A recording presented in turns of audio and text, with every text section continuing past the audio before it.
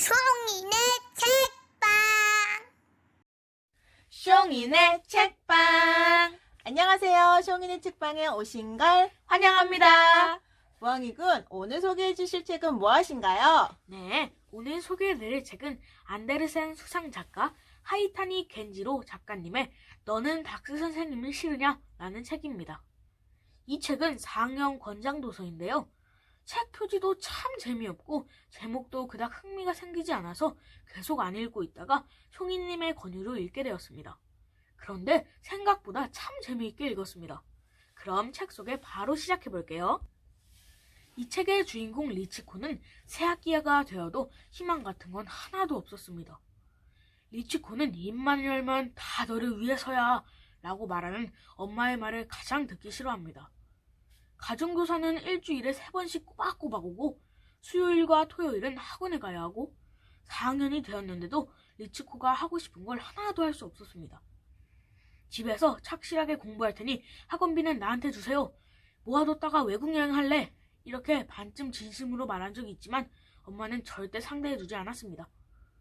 4학년 첫날 새로 오신 선생님이 7명이 있었는데 그중 전혀 선생님답지 않던 몸무게는 74kg, 키는 162cm, 별명은 박스훈트라고 자기소개를 한 싸이옹지 야스타카 선생님이 리치코 반의 담임이 되면서 이 책의 이야기는 시작됩니다. 맙소사! 끝장이야! 여기저기 리치코 반의 친구들의 한숨과 실망소리가 들리고 리치코 역시 망했다 라는 생각이 들며 한숨을 푹 내쉬죠. 리치코의 담임선생님은 닥스훈트라는 별명을 불러도 괜찮다 해서 닥스 선생님으로 아이들에게 통하게 되는데요. 4월 봉소풍 때 보통 그때는 새 선생님과 아이들이 친해질 수 있는 좋은 기회인데도 닥스 선생님은 주먹밥 도시락을 일찌감치 먹고 코를 골며 잠만 자고 있질 않나 가정방문 때는 부모님들과 약속 시간을 안 지키고 아기가 있는 집에는 엄마를 안 닮아서 참 다행이야 라는 둥 부업을 하십니까? 벌이는 어떻습니까? 그런데 벌이가 좋다면 나도 학교를 떼어치르고 부업이나 해볼까요? 라는 어처구니 없는 소리를 하면서 체면을 깎아먹곤 했지요. 또 어느 날 닥스 선생님은 학급 회의를 할 때 학급 위원인 기호코와 싸움을 했는데요. 이유는 학급 목표를 닥스 선생님이 멋대로 바꿔버렸기 때문입니다. 5월의 생활 목표는 3가지였습니다. 1. 복도에서 뛰지 말고 왼쪽으로 걸어다니자. 2. 수업이 끝난 뒤에 학교에 남아있지 말자. 3. 한눈 팔지 말고 곧장 집으로 가자. 이런 학급 목표를 닥스 선생님은 첫 번째 목표를 아예 지워버렸고 두 번째 목표는 수업이 끝난 뒤에 학교에 남고 싶은 사람은 남아있자 라고 바꿨었고 세 번째 목표는 집으로 돌아가는 길에는 한눈을 팔자 라고 바꿔버린 것이었죠. 이걸 본 기호코는 흥분해서 따지듯 물었죠.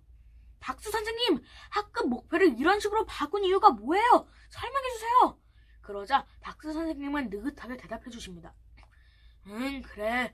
혼자나 2-3명이 걸을 때는 왼쪽으로 걷든 오른쪽으로 걷든 상관없어.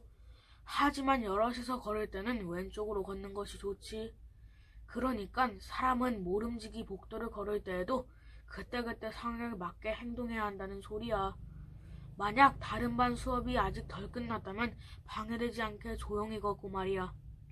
그렇게 생각한다면 첫 번째 목표는 지킬 필요가 없는 셈이지.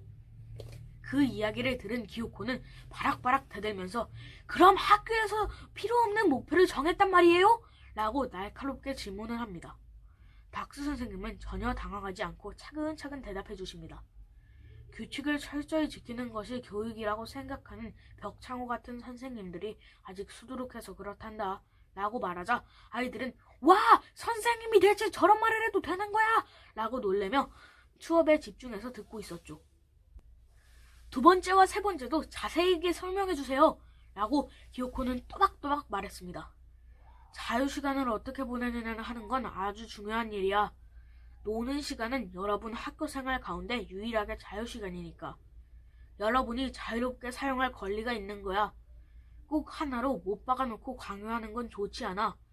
그리고 날마다 다른 길로 다니는 건 정말 즐거운 일이야. 아마 여러 가지를 발견할 수 있을 거야. 이렇게 설명하는 닥스 선생님을 보고 아이들은 이런 선생님은 처음 본다며 어리둥절해합니다. 이런 괴짜 닥스 선생님은 4학년 일반 리치코 반 친구들과 크고 작은 사건들을 겪으며 아이들의 학교 생활에 큰 변화를 일으키는데요. 아이들이 닫혀있던 마음이 열리면서 학교라만 지긋지긋했던 아이들도 학교 생활이 점점 기대되고 싫어하던 친구들의 좋은 모습도 발견하게 됩니다.